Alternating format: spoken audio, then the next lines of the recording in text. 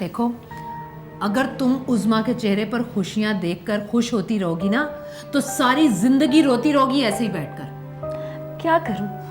उसके चेहरे से उसकी मुस्कुराहट छीन लूं, या वो जो अब जीना चाहती है तो उसके जीने की उमंग छीन लूं? है आंटी, तुम आ गई। आंटी मैं तो आपके पास ही थी। अब कैसी तबीयत है आपकी? बेटा, इस घर को छोड़कर नहीं जाना। इस घर को तुम्हारी बहुत जरूरत है। रानी बेटी राज करे। उस्मा, क्या बदतमीजी है। चलो जाओ अंदर। चलो जाओ। अरे मैं तो कुदरती हसीन हूँ, तुम्हारी तरह बेवकूफ ने लेपा पोती नहीं करती हूँ। ऐसी मेरा नाम जेबा नहीं रखा मेरे घर वालों ने। हाँ नहीं तो मना नहीं करती हो। तुम भी हंस रही हो। अरे याद करो जब मैं तुम्हारी शादी में आई थी, साड़ी पहन के जूड़ा लगा के, क्या हसीन लग रही थी। सारे बाराती कह रहे थे जेब आ गई, जेब आ गई। और वो जो नुक्कड़ वाले परचून वाले इम्तियाज साहब है ना, याद करो, उन्होंने तो ना आओ देखा ना ताव देखा, झट मेरा हाथ पकड़ा और कहने लगे साथ ही देना है तो जिंदगी भर का दो, दो घड़ी का सहारा, सहारा नहीं। आवाज़ भी माशाल्लाह मैंने ऐसी पाई थी। बस बुआ, बहुत बोल लिया, ये चाय पियो। अरे रखो अपनी चाय। हाँ, और तस्वीर छोड़े जा रही हूँ। अगर समझ में आ जाए ना तो मुझे बुला लेना, आ जाऊंगी बेशरम बन के। खिदमत खल्क करना तो मेरा काम है, जा रही हूँ। हाँ नहीं तो इज्जत मिलती नहीं है इस घर में। रिश्ते मिलते हैं, रिश्ते दिलाते रहो, रिश्ते दिलाते रहो। हाय हाय। उस्मा,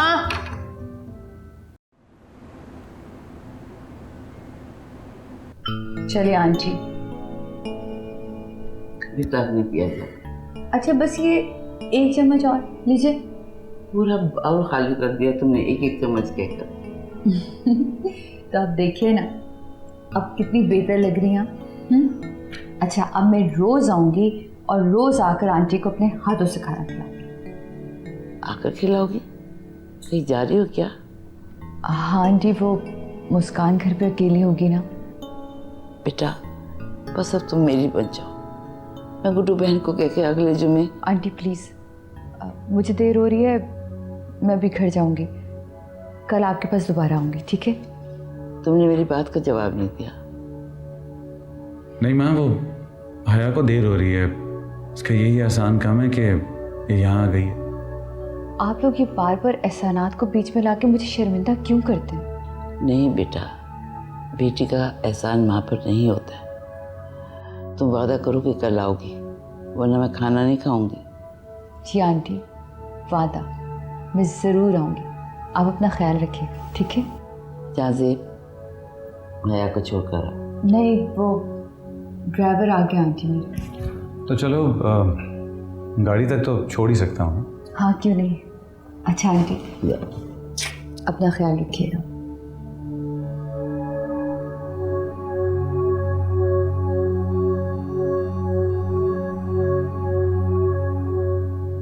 हया, हया तुम मेरी ममता का तमाशा क्यों बना रहे हो जाज़ेब? हया, वो माँ। मैं तुम्हारी माँ की खातिर अपनी ममता का खून नहीं कर सकती। मैं तुम्हारी ममता को अपना नाम दूंगा। बहुत देखे मैंने ऐसे सौतेले रिश्ते। तुम भी तो एक ऐसे रिश्ते को निभा रही हो, फिर ये नेकी मेरे नाम क्यों नहीं कर सकती?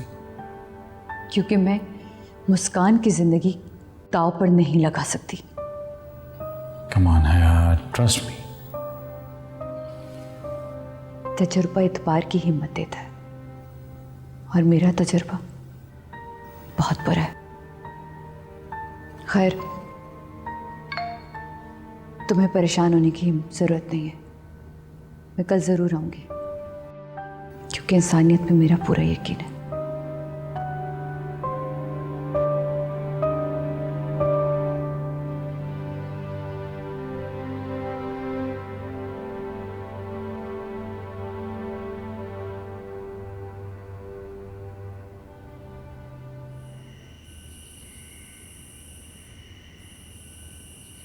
जानती हो क्या कहकर गई है बुआ कि ऐसी लड़कियां कभी घर नहीं बसा सकती, ताका झांकी पर ही गुजारा करती हैं। क्या जरूरत थी इस ढंग में उसके सामने आने की? तो मैं जानबूझ के गई थी इस तरह ताकि उसको पता चल जाए मैं बेवा नहीं हूं। क्या? अरे तू इरफान की मौत से भी इनकार कर रही है? तो क्या करूं? इरफान के गम को अपनी मौत बना लूं मैं, सिर्फ इसलिए कि दुनिया क्या कहेगी? सफेद कपड़े पहन लूं, आंखों में आंसू डाल के घूमती रहूं? नहीं करना मुझको ये सब। मुझे जिंदगी से अपना हक चाहिए। अरे उज़्मा तू ये जिंदगी से अपना हक नहीं ले रही, बल्कि किसी की जिंदगी तबाह कर रही है। मुझे क्या मतलब किसी से? मैं सिर्फ अपने बारे में सोचूंगी। इतनी खुदगर्ज ना बन कि खुदा का अजाब कहर बनकर टूटे तुझ पर। चल जा, बदल ये कपड़े और आराम से बैठ इधर। मैंने बताया आपको, मैं फैसल के साथ बाहर जा रही हूँ। मेरी इजाजत के बगैर? मैं जा रही हूँ बस। तो मेरी एक बात कान खोलकर सुन ले तू। ये देख तस्वीर, मैं तेरा रिश्ता तय कर रही हूँ, गौर से देख ले इसे। सुना तूने?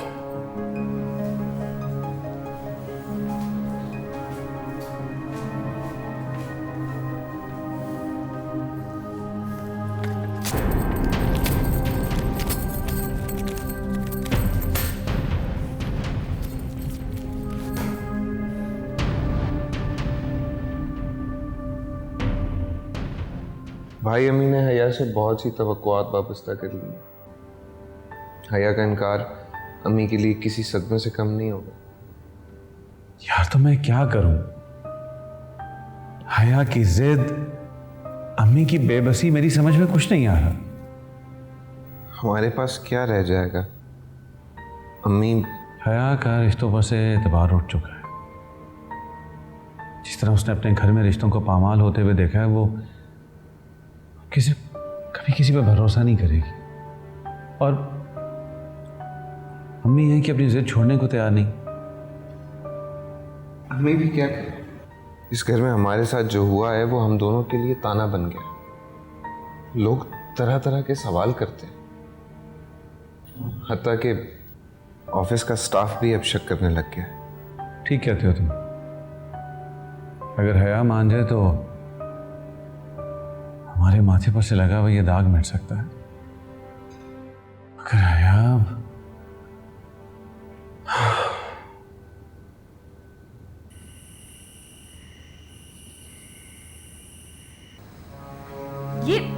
ये क्या कह रही हैं आप? एक बच्चे का बाप उज़्मा कभी भी नहीं मानेगी। क्यों नहीं मानेगी? उज़्मा एक बच्चे की माँ है कि नहीं? उज़्मा का माँ होना और जावेद साहब का साहिब औलाद होना दो अलग चीजें हैं। उस्मा ने अपने गिर्द ख्वाबों का जो घेरा सजा रखा है ना, उसकी ताबीर बहुत खौफनाक है। और तुम्हारी ये कुर्बानी उज़्मा को जिंदगी से नफरत करना सिखाएगी, मोहब्बत करना नहीं। और मेरी एक बात तुम कान खोल कर सुन लो और इस पर अमल करना कि फैसल को कभी भी अपने हाथ से मत जाने देना। जब हाथों में रेत हो तो उसे मुट्ठी में बंद करके कैसे रखा जा सकता है? जिंदगी को रेत समझोगी तो कभी भी तुम्हारे हाथ नहीं आएगी। बहरहाल मैं उज़्मा को तस्वीर दे आई हूँ। अगर मैं उसके सामने जाती ना तो मेरा दिमाग खराब होता। तुम उससे बात कर लेना, मुझे जवाब चाहिए ताकि वो मुझे बताए और मैं बुआ से कहूँ कि रिश्ता पक्का करे, बस। पर अम्मी, मैंने तुमसे कहा ना।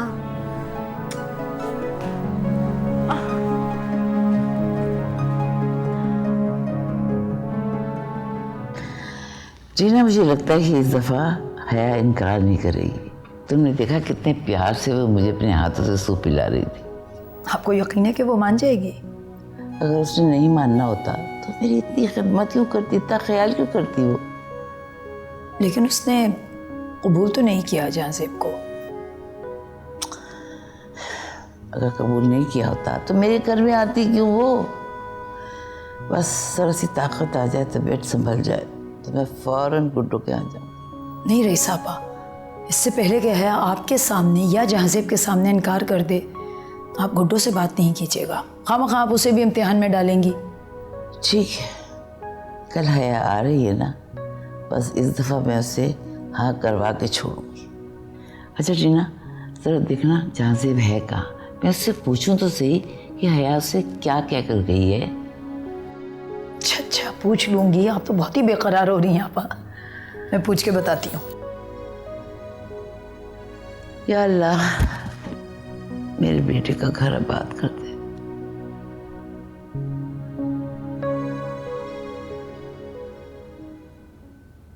थैंक गॉड, आज घर में आते ही तो मुझे नजर आ गई। तो नजर आने से क्या फर्क पड़ता है? फर्क पड़ता है क्योंकि आज मैं तुम्हें खुशखबरी सुनाने वाला हूँ। क्या खुशखबरी? अब मेरी प्रमोशन हो गई। अरे वाह! जानती हो राहिला, ये कामयाबी मुझे सिर्फ तुम्हारे नसीब से मिली, इसलिए मैं सबसे पहले तुम्हें देखना चाहता था। है तो बहुत खुशी की बात, मगर मुझे लगता है कि सबसे पहले आपको ये खबर उज़्मा को सुनानी चाहिए थी। उज़्मा को? हाँ, वो तो कब से बेसब्री से आपका इंतजार कर रही है, शाम से तैयार हुई हुई है। शाम से इंतजार कर रही है, लेकिन वो तो... ओह गॉड, मैंने तो उज़्मा को बाहर ले जाने का वादा किया था। क्या करूं?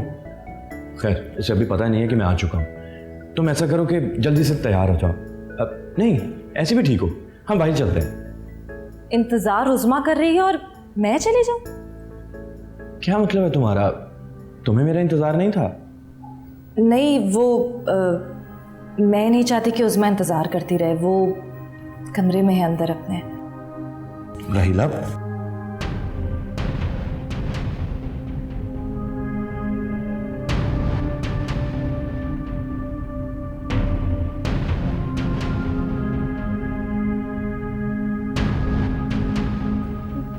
प्लीज अम्मी, हमारा प्रोग्राम खराब हो जाएगा। मैं कब से फैसल का इंतजार कर रही हूँ, हमें जाने देना। देखो उस्मा, ये ठीक नहीं है। आस पड़ोस वाले क्या कहेंगे? मंगेतर बड़ी बहन का और घूम फिर छोटी बहन रही है। उज़्मा, अम्मी बिल्कुल ठीक कह रही हैं। अभी रात के 8 बज रहे हैं। पता है, 4 बजे से मैं आपका इंतजार कर रही हूँ। नहीं जाना था तो वादा क्यों किया? जरूरी नहीं सारे वादे पूरे किए जाएं। और फैसल, तुम्हें तो राहिला को लेकर जाना था ना? जी? फैसल, हम बाहर जरूर जाएंगे। दम घुटता है मेरा घर में। मैं पता कब से तैयार हो रही हूँ। उज़्मा, जिद मत करो। और वैसे भी तुम उस सवाल का जवाब सोचो जो मैंने तुमसे पूछा है। तो अगर मैं आपके सवाल का जवाब दे दूं तो आप इजाजत दे देंगी? अब ये तुम्हारे जवाब पर है कि तुम बाहर जा सकती हो या नहीं। मेरा मतलब है फैसल के साथ। तो ठीक है, मैं आपको आपका जवाब जरूर दूंगी। अम्मी, आप क्यों करती हैं उसके साथ ऐसी बात? आपको पता तो है उसकी कैफियत। बहरहाल कुछ भी है, मुझे ये सब अच्छा नहीं लगता। फिर भी अम्मी, फैसल, बेहतर यही है कि तुम अपने लिए घर देखो। शादी के बाद तुम और राहिला अलग रहोगे। लेकिन अम्मी, आपको मैंने सब कुछ बता दिया, फिर भी मुझ पर शक कर रही हैं। हाँ, फिर भी शक कर रही हूँ।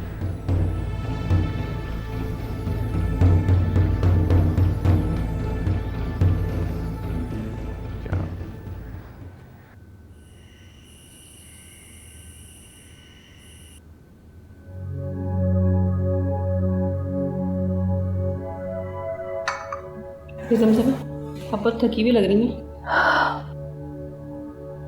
मैं गर्म पानी में नमक मिलाकर टब में लेकर आती हूँ, उससे टगोर होगी, आपको सुकून मिलेगा।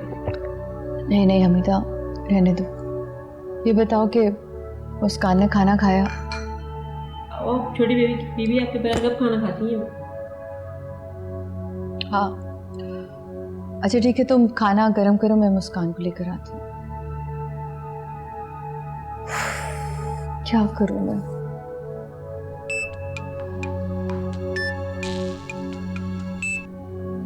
हेलो, क्या कह रही हैं आंटी आप? लेकिन आंटी, मुस्कान का, आंटी लेकिन मुस्कान में कैसे? मामा, अरे मुस्कान, मामा आपकी तबीयत तो ठीक है ना? हाँ बेटा, बस थक गई थी मैं। कुछ तो बोले। पता, आपका सर दर्द हो रहा है? मैंने कहा ना जान, मैं ठीक हूँ, बस थक गई। आप मुझसे कुछ छुपा रही हैं ना? अभी जो फोन आया था ना, उसके अंदर कोई आपको परेशान कर रहा है। दीजिए फोन, मैं उसको बताती हूँ। इतनी प्यारी बेटी है, मुझे कोई कैसे परेशान कर सकता है ना? अच्छा ये बताइए कि आपने खाना क्यों नहीं खाया? मामा, आप नहीं थी ना। अच्छा, अब हम दोनों मिलके खाना खाएंगे, ठीक है? ओके। अबीदा,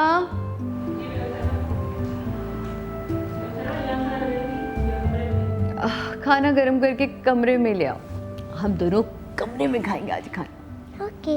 चलो चले, भागो, मामा आज बहुत थक गई हैं। उफ।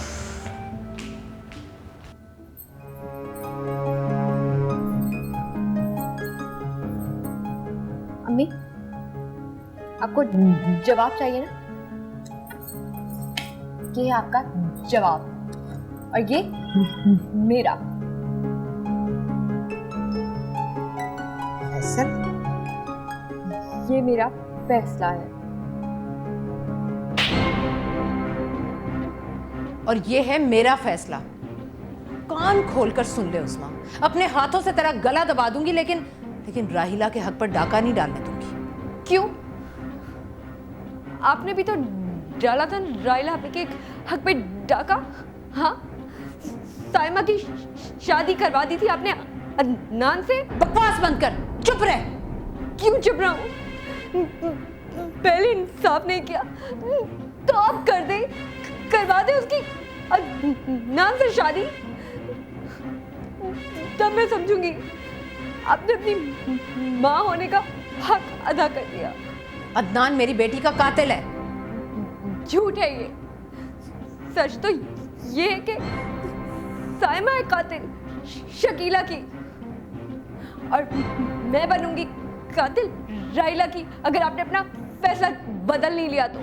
खबरदार उस्मा, अगर ये अल्फाज तेरे दिल से तेरी जबान पर आए तो देख राहिला की शादी की तारीख तय है। सुबह जाकर मैं तेरा भी रिश्ता पक्का कर दूंगी।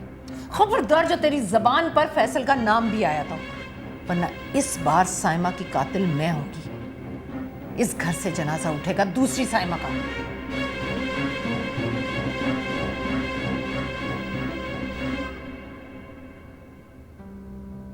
इस बार भी कुर्बानी देनी होगी मुझे। उज़्मा फैसल के बगैर जी नहीं पाएगी, मर जाएगी। एक और बहन की कुर्बानी नहीं दूंगी मैं, सिर्फ फैसल की खातिर। फैसल, कहाँ जा रहे हैं आप? जा रहा हूँ। जा रहे हैं ये जानने के बावजूद भी कि अगर आप गए तो? जानता हूँ, मैं चला गया तो तुमसे किया वादा नहीं निभा पाऊंगा। मैं भी जानता हूं यहां से जाने के बाद तुम्हारी जुदाई मुझे मार डालेगी, लेकिन मैं आऊंगा राहिला उस दिन जब तुम हमेशा के लिए मेरी हो जाओ। इतनी मोहब्बत करते हैं आप मुझसे?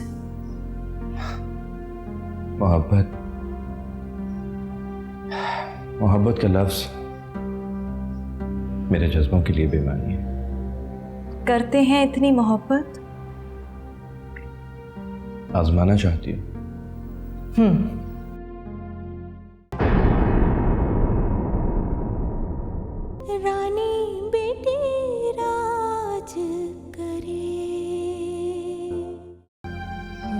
जाएं आप, और आइंदा से फैसल के कपड़े को हाथ नहीं लगाइएगा। अच्छा आप मुझे ये बताइए कि फौजिया बेगम बच तो जाएंगी ना, वो ठीक तो है ना? क्या कुछ कह नहीं सकते?